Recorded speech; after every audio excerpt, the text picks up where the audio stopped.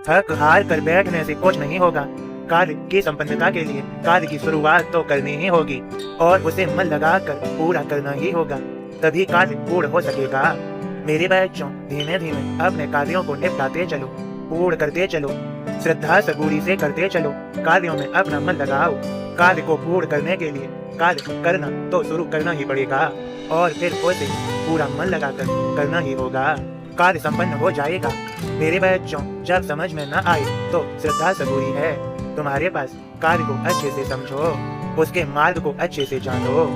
मेरे बच्चे, मैंने सदैव कहा है, कार्य की संपन्नता के लिए परिश्रम करना आवश्यक है और यह भी कहा है, अधूरा ज्ञान निरर्थक होता है। बिना जांचे परखे, बिना जाने यदि कार्य की शुरुआत की जाए तो उसमें सफलता मिलना मुश्किल है। इसलिए कहता हूँ, पहले जांचो, परखो, उसके बारे में अच्छे से जानो, फिर कार्य की शुरुआत कर डालो और उसे मन लगाकर करो।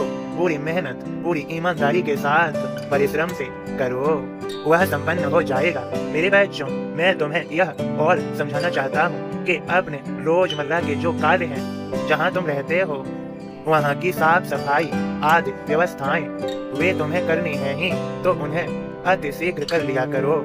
तुम अपने रोजमर्रा के कार्यों को समय पर निपटा लिया करो, अति शीघ्र कर लिया करो, क्योंकि वे तुम्हें करने ही हैं। तभी तुम आगे के मार्ग के बारे में, आगे के कार्यों के बारे में सोच सकोगे, उन्हें कर सकोगे। मेरे बच्चों, समय के रहते अपने जो कार्य हैं उन्हें कर लो।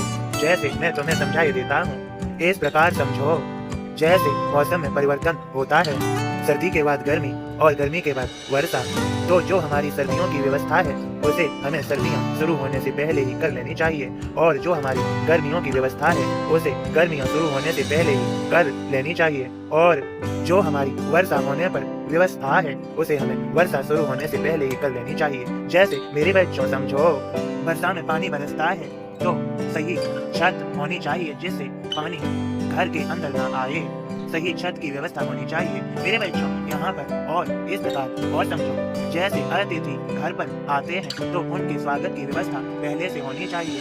अतिथि कभी भी आ सकते हैं, इसलिए उनके स्वागत की व्यवस्था सदैव रखनी चाहिए। मेरे बच्चों समझो, यहाँ पर अतिथि देवो भव, अतिथि देवता के समान होता है, उसका हमें आदर सम्मान व उसकी सेवा करनी चाहिए। अतिथि यदि भूखा रहे तो भी अच्छा नहीं होता। अतिथि कभी भी दुखी होकर न जाए, सदैव खुश होकर ही जाए। मेरे बच्चों, सभी का आदर सम्मान करना अच्छे से सीख लो। जो सज्जन है उनका आदर सम्मान करो और जो दुर्जन है उनसे दूर रहो। दुर्जनों के लिए स्वयं को कठोर बनाओ, जिससे दुर्जन तुम्हारे पास न आए, तुमसे दूर रहे। सज्जनों को सदैव अपने निकट रखो, उनसे मित्रता बढ़ाओ। सज्जन मतलब अच्छे विचारों वाले, अच्छे कार्यों को करने वाले, सदैव सभी का अच्छा चाहने वाले। और दुर्जन इस प्रकार के होते हैं, वे बुरे कार्यों को करते हैं और बुरा ही सोचते हैं। मेरे बच्चे, यदि सज्जन व्यक्ति मिले तो उनकी ही संगत करो, अन्यथा अकेले रहो।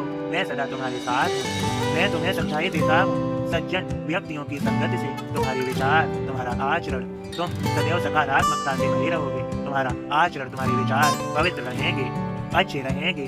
तुम सदैव अच्छा ही सोचोगे, दूसरों का भला चाहोगे, उनका भला करोगे भी। और दुर्जनों की संगत से इसका ठीक विपरीत तुम पर असर होगा। तब बुरी आदतें तुम्हारे पास आने लगेंगी, तुम परेशान हो जाओगे, मन से अशांत रहने लगोगे। इसलिए दुर्जनों की संगत से दूर रहो।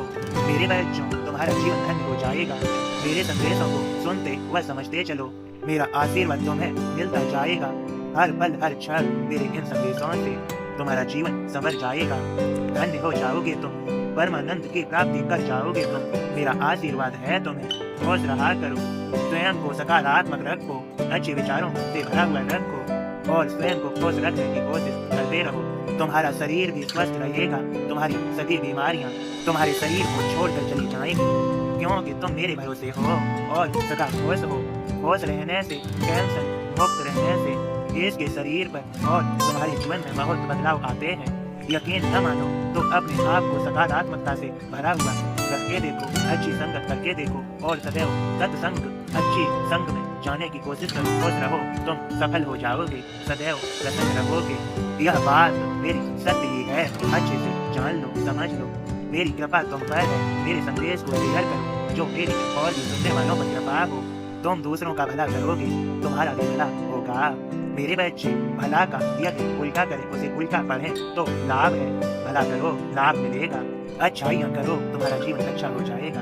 मेरे संदेश को अच्छे से समझ लो, इसे शेयर करो। सबका मालिक एक है।